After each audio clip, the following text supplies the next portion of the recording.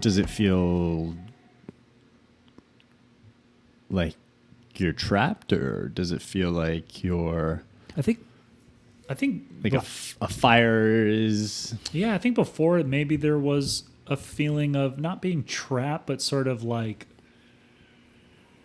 and where I'm getting to, just to give you better context, is it a negative feeling? Is it a positive feeling? Yes. Yeah. Where are you falling in that category? Yeah, I mean, I think overall everything's positive because I took the last year plus. you're like this. It worked out fine. Yeah, to sort of like to do a couple things. You know, like if I was trapped, let's just use some imagery, like I was in some kind of container. There was a dirtiness or a fogginess around the container. I couldn't see things clearly. Sort of like the commerce side of what I'm doing. I think initially when I started making money from content creation, you're so excited that something that you love doing, talking about computers and video editing and all that stuff, turns into a stream of revenue that you don't realize that you're getting pulled into not like a dark world of commerce, but like a world of commerce where you're participating in the thing that was designed by the people in higher positions of power so that you'll be a good little producer of content that gets people to buy stuff or do this or do that. And it's open source, but it benefits one company. Yeah. Or not even just YouTube, but just every time you talk about a product, you know, obviously I'm not getting paid by Apple to talk about Final Cut Pro. Yeah.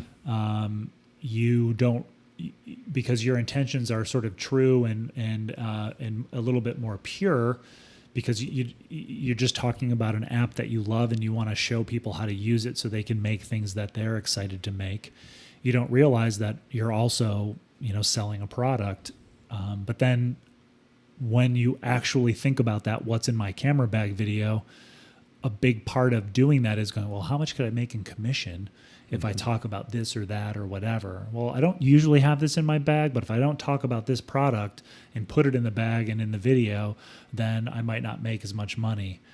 And then if you make that video well-intentioned, like these are the things I don't leave my house without, but then you sit back and think about it, you're like, I'm excited to share this information with an audience, but the people that are in those positions of power are going, yep, keep making those videos, keep selling this stuff, keep pushing the commerce side of things.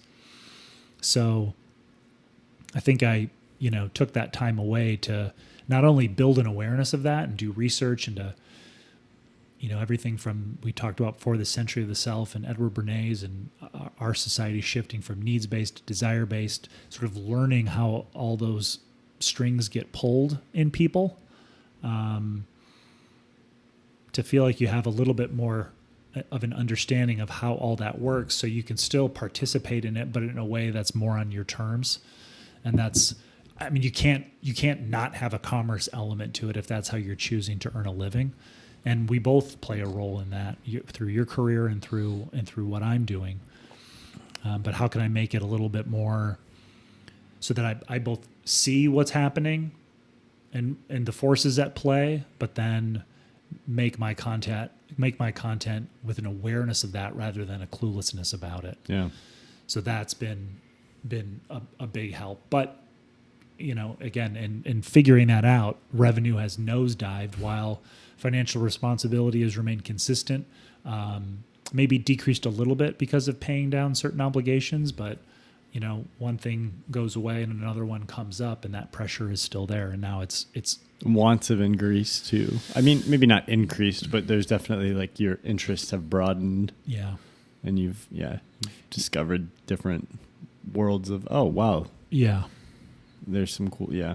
Yeah, sure. Whether it's, personal things like vinyl records or, overhauling my studio, stuff like that, to, having a desire for travel with my family, travel with friends. And by travel, I can mean something as simple as a 3-hour drive to a lake up north and spending 4 days, checked out, that kind of thing. Yeah. I feel like I left something, a part of the answer to your question, unanswered, but I can't remember. kind of optimistic, pessimistic. Yeah. I'll remember it when I watch the episode back through to do show notes, but that's okay.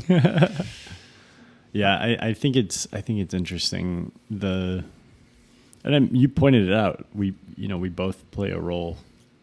Yeah. In the commerce side of things, and I don't know how you get away from it.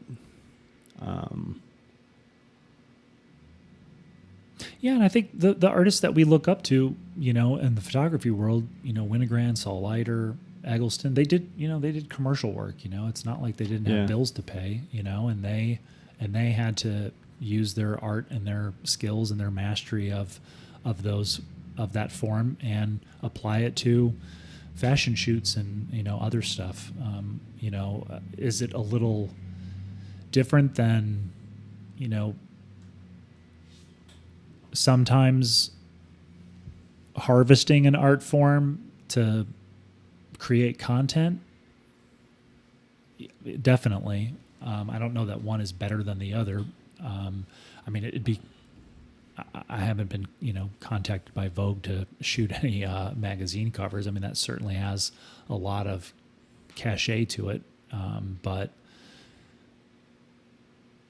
I don't know. As long as I have the clarity that I have of what I'm doing and a greater awareness of the forces at play, even though I'm not aware of all of them still at this point, and I don't think ever would be, I can feel better about engaging with the commerce side. Yeah. Hopefully not at the expense of doing the personal work, because my understanding of Gary and Saul Leiter and all that is they went out after they went out whenever they could to make work, some of it that hadn't been seen in terms of Saul Leiter ever until Gary as well. Yeah, and Gary, I mean, geez, like how many hundreds of thousands of photos. So I still dream pretty consistently about escape velocity, though. Yeah, I think that's pretty constant in my vision. How can I elaborate on that? What do you mean? Just how can I hit an escape velocity? How can I either separate the commerciification? Just get it as far away from the actual product, or not product. Yeah, there it is. Like, you see how, Yep. But get it away as far away from the actual creation or whatever the thing is. How can I pull it away from that? Whether that's a different, tucking it down the line in terms of the revenue model, or making, having some kind of secondary whatever. How can you, I don't want to sit here and be, it's not pure and obviously an important aspect to any work is having something that's accessible. Yeah. And if you talk to somebody who's really good at selling something, they'll be like, well, it's got to be accessible. You want it to be accessible. And if it's accessible, then it's sellable. Yeah. And if you have something that is accessible and that's strong, then you deserve to make money off of it. And I think there's something to be said where you can have something that's accessible and not drain it for every ounce of.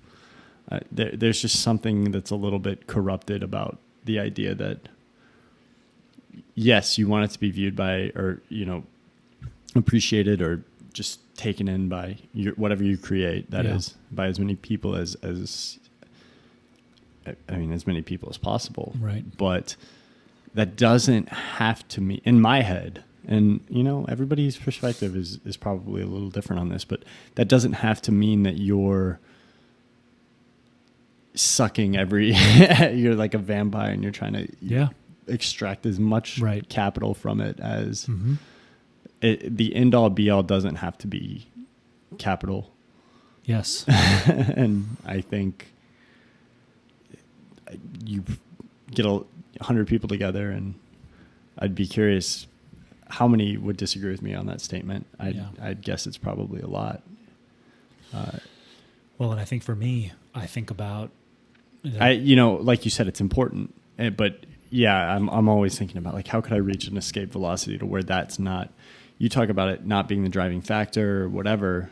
Yes, obviously that would be, but there's plenty of artists who operate on their own terms. They go directly to their fans. mm-hmm. They make the work that they want to make. There's a patience on both sides, Mm-hmm. and that probably leads to better work. Whatever that means, that probably leads to work that's more thoughtful and Yeah. less influenced by externalities. Mm-hmm. But there's plenty of people that have figured out how to get there. So that's constantly on my mind, is how do I get there? And Yeah.